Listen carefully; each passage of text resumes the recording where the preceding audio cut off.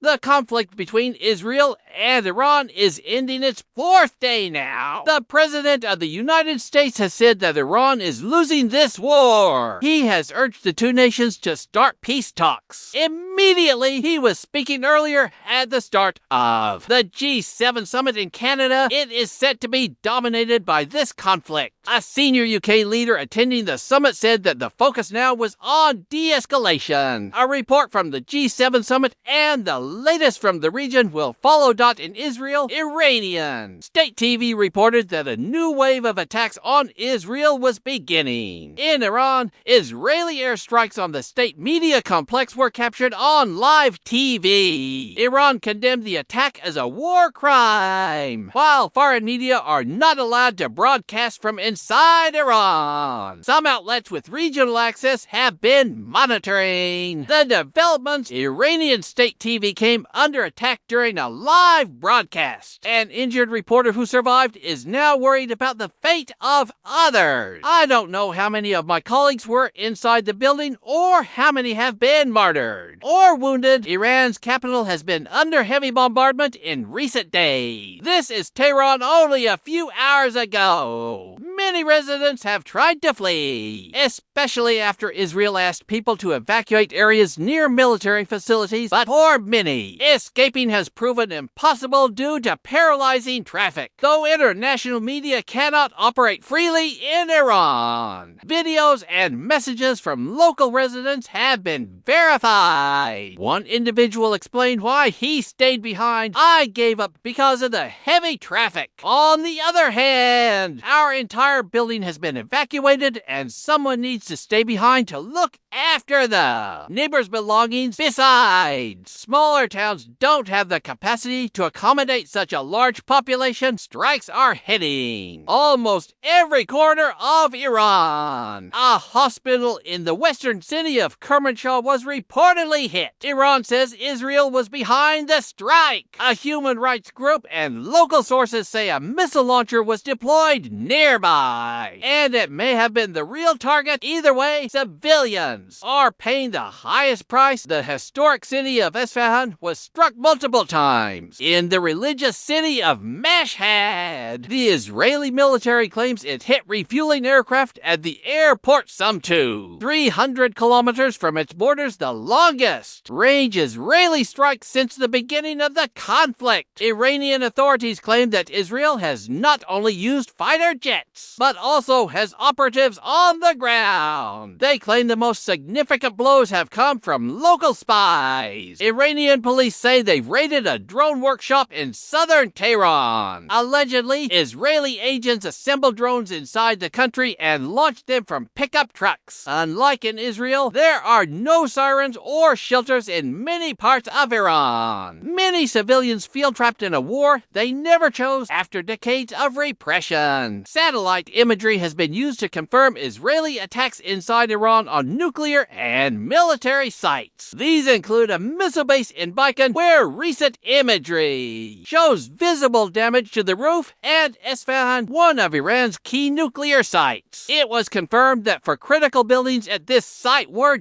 damaged, including the uranium conversion facility in Israel. The Prime Minister said the country is on the way to achieving victory, claiming full aerial control over Tehran. Overnight, Iranian missiles penetrated Israel's air defenses in attacks on Tel Aviv, Haifa, and other cities. Israel started this war citing safety concerns and viewing Iran's ballistic missiles as an existential threat. Last night, several missiles slipped through Israel's defenses, with one landing in central Tel Aviv. One local resident, still in shock, expressed the need for decisive action. We need to finish this so it's final and not postpone it again for another few years. When asked if she was scared, she replied, "Yes, very," at an airbase. The Prime Minister praised military achievements, stating that a third of Iran's missile launchers had been destroyed, and asserting control over Tehran's airspace. Military officials question how much long-term damage can be inflicted on Iran's nuclear program, as some of it is buried deep underground. Experts argue that any delay would last only 2 or 3 weeks at most, and even American forces may not be able to delay it more than a few months. Some now believe that to truly prevent Iran from becoming a nuclear military power of full scale, war targeting the regime would be necessary despite rising casualties. Many Israelis continue to support the war. The Israeli army is now pressing hard toward Iran's capital with no clear end or exit strategy. The conflict in the Middle East is the top priority for G7 leaders at their 3-day summit in Canada, though it wasn't originally planned that way. The escalating war has taken center stage. The U.S. president expressed confidence in a potential resolution, saying, "I think there will be a deal. Iran wants to make a deal." He has avoided questions on potential U.S. military involvement. All G7 countries agree that Iran must not be allowed to develop nuclear weapons. Talks will focus on how to de-escalate the conflict in the coming days. Although the Canadian Rockies are far removed from the Middle East, the crisis looms large over the summit. World leaders are urging the U.S. president to help calm the situation. Alongside Canada's Prime Minister, other leaders believe Iran is ready to talk. It's painful for both parties, but Iran is not winning this war, and they should talk before it's too late before the summit officially began. The UK leader briefly spoke with the US president. Meanwhile, French and Italian leaders exchanged comments speculating about the private discussion. The UK leader hopes to finalize a post-Brexit trade deal, but says the Middle East crisis is now the top concern. We have to find a way to de-escalate this situation, notwithstanding our concerns about the nuclear program and accepting Israel's